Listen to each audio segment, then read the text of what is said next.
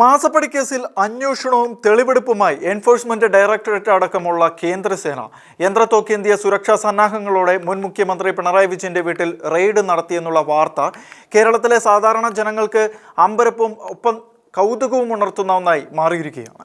Communist പാർട്ടിയിലെ സമുന്നതനായ നേതാവും കഴിഞ്ഞ 10 വർഷങ്ങൾ കേരളത്തിന്റെ മുഖ്യമന്ത്രിയായുമാണ് പിണറായി വിജയനും കുടുംബത്തിനുമെതിരെ ഈ കാലഘട്ടത്തിൽ നിരവധി അഴിമതി ആരോപണങ്ങൾ തെളിവുകൾ സഹിതം പുറത്തു വന്നെങ്കിലും അതെല്ലാം മറികടന്ന് തന്നെ ആർക്കും തൊടാനാകില്ല എന്ന് കരുതി മുന്നോട്ട് പോകുമ്പോഴാണ് ED റെയ്ഡ് നടന്നിരിക്കുന്നത്.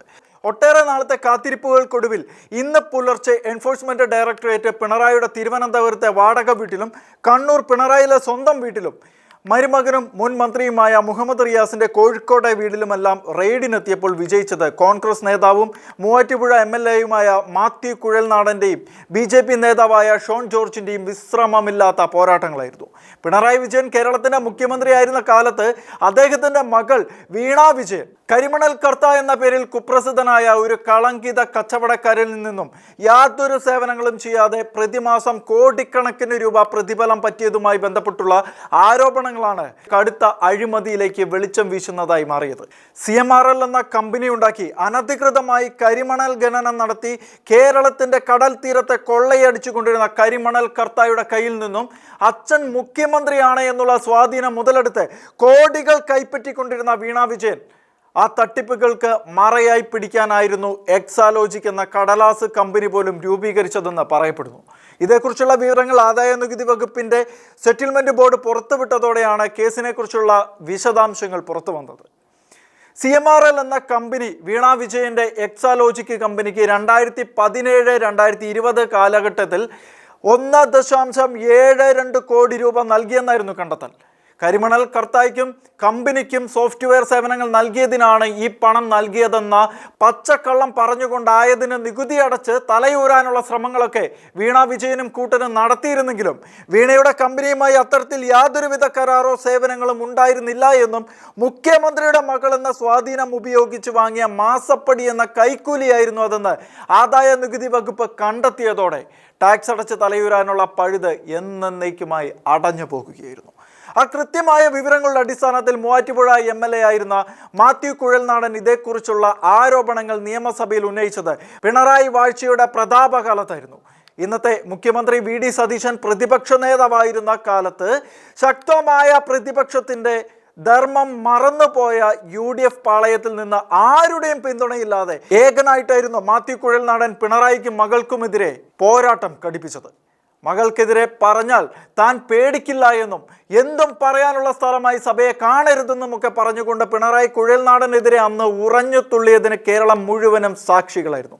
എന്നാൽ കുഴൽനാടനെ പിന്തുണയ്ക്കുവാനോ പിണറായിയെ സമ്മർദ്ദത്തിലാഴ്ത്താനോ താല്പര്യമില്ലാതെ ഇപ്പോഴത്തെ ഭരണകക്ഷിയായ അന്നത്തെ UDF നിഷ്ക്രിയരായി നിൽക്കുന്ന കാഴ്ചകളായിരുന്നു കേരളം അന്ന് കണ്ടത്.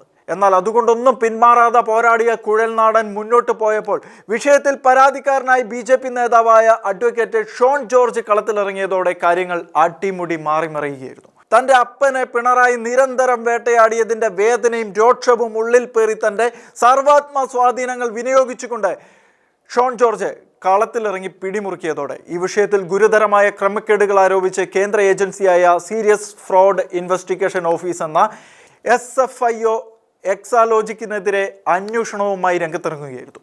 അതിന് പുറമെ എൻഫോഴ്സ്മെന്റ് ഡയറക്ടറേറ്റ് കള്ളപ്പണ നിരോധന നിയമപ്രകാരം കേസ് രജിസ്റ്റർ ചെയ്ത് അന്വേഷണം ശക്തമാക്കുകയും ചെയ്തതോടെ കാര്യങ്ങൾ ശക്തമായി മുന്നോട്ട് പോയി. എന്നാൽ മുഖ്യമന്ത്രി എന്ന സ്വാധീനം ഉപയോഗിച്ച് നിയമത്തിന്റെ എല്ലാ നീക്കങ്ങളും പ്രതിരോധിച്ചുകൊണ്ട് പിണറായി മുന്നോട്ട് പോയെങ്കിലും സർക്കാരിന്റെ കാലാവധി കഴിയുകയും തിരഞ്ഞെടുപ്പിൽ അധികാരം നഷ്ടപ്പെടുകയും ചെയ്തതിന് പിന്നാലെ EDയുടെ അന്വേഷണം തുടരാമെന്ന് ഹൈക്കോടതി വ്യക്തമാക്കിയതോടെയാണ് യന്ത്രത്തോക്കേന്തിയ പട്ടാളക്കാരുടെ സാന്നിധ്യത്തിൽ സഖാക്കൾക്ക് പോലും പ്രവേശനം നിഷേധിച്ചിരുന്ന പിണറായിയുടെ വീട്ടിലേക്ക് കേന്ദ്ര ഏജൻസികൾ ഇരച്ചെത്തിയത്. തുടക്കം മുതൽ ഈ കേസ് അന്വേഷണത്തെ തടസ്സപ്പെടുത്തുവാൻ വലിയ ശ്രമങ്ങളാണ് പിണറായിയും കൂട്ടരും നടത്തിയിരുന്നത്. കോടതിയിൽ SFIO നൽകിയ കുറ്റപത്രം അനുസരിച്ച് വീണ വിജയൻ 3-ാം പ്രതിയാണ്. യാതൊരു സേവനവും നൽകാതെ കോടികൾ കൈപ്പറ്റിയത് കൈക്കൂലിയായിട്ടാണ് എന്ന് കുറ്റപത്രത്തിൽ വ്യക്തമായിട്ടുണ്ട്. എന്നാൽ പ്രോസിക്യൂഷൻ നടപടി തടസ്സപ്പെടുത്താൻ വേണ്ടി ഡൽഹി ഹൈക്കോടതിയിൽ സ്റ്റേ മേടിച്ചും അന്വേഷണം ആവശ്യപ്പെട്ടുകൊണ്ട് ഇൻകം ടാക്സ് ഡിപ്പാർട്ട്മെന്റിന് നൽകിയ നോട്ടീസ് ചലഞ്ച് ചെയ്തുകൊണ്ടും വീണയും കൂട്ടരും കേരള ഹൈക്കോടതിയിൽ നിന്നും വാങ്ങിയ സ്റ്റേ ഇന്നലെ ഹൈക്കോടതി നീക്കിയതോടെയാണ് ED ഇരച്ചെത്തിയത്. കള്ളപ്പണം വെളുപ്പിക്കൽ നിരോധന നിയമപ്രകാരം അന്വേഷിക്കേണ്ട കുറ്റകൃത്യമാണ് നടന്നതെന്നും അന്വേഷണത്തിന്റെ ഭാഗമായി മുഖ്യമന്ത്രിയും മകളും അറസ്റ്റിലാകുന്നതാണ് താൻ വിശ്വസിക്കുന്നതെന്നും വ്യക്തമാക്കിയ ഷോൺ, കരിമണൽ കർത്തായുടെ കയ്യിൽ നിന്നും മാസപ്പടി വാങ്ങിയ രാഷ്ട്രീയ നേതാക്കളുടെ പട്ടിക കോടതിയിൽ ഉണ്ട് എന്നും SFIOയ്ക്കും EDക്കും പിന്നാലെ CBIയും ഈ കേസിൽ ഉണ്ടാകണമെന്നും അടുത്ത ഘട്ടത്തിൽ കേരളത്തിൽ ഇവരിൽ നിന്നും പണം പറ്റിയത് പിണറായി വിജയൻ മാത്രമല്ല എന്നും കേരളത്തിലെ പൊതുസമൂഹത്തിൽ ഇന്ന് മാന്യന്മാരെന്ന് നിങ്ങളൊക്കെ വിലയിരുത്തിയിട്ടുള്ള പലരും ആ ലിസ്റ്റിൽ ഉണ്ട് എന്നും അതിലും അനുകൂല വിധി ഉണ്ടാകുമെന്നും ഷോൺ വ്യക്തമാക്കുമ്പോൾ കേരള രാഷ്ട്രീയത്തെ അടിമുടി കുലുക്കാൻ പോകുന്ന സംഭവ വികാസങ്ങൾക്കാണ് തുടക്കമായിരിക്കുന്നത്.